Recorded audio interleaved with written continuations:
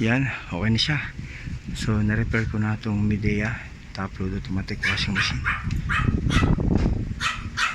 Ang problema niya, hindi siya umiikot ng spin dryer.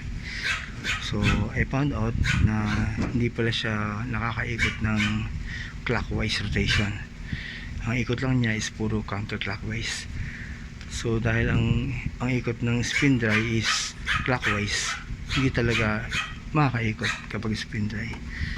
So ito, board yung naging problema niya. Yan, nirepair ko yung board niya. Yan, okay na siya ngayon. So saksak ko siya. Yung aking mga simpleng tools lang. So power on, start.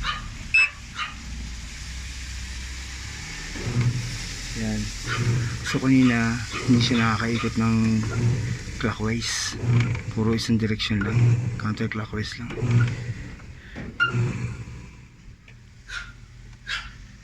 So yan, okay na. Then spin dry. Yan, power on, select ko yung spin dry.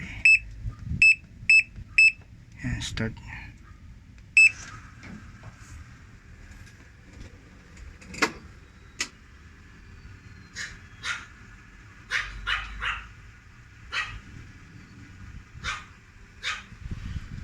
Ito kuminsan nire-repair ko yung board. Ayan, pag sira yung mismong triac driver or MOSFET, so pinapalitan ko yan.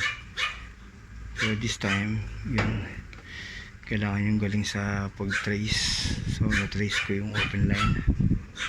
Yan, parang kadali lang tingnan yan, parang madaling tingnan, pero kung ikaw mismo ang gagawa or hindi ka naman expert sa ganito,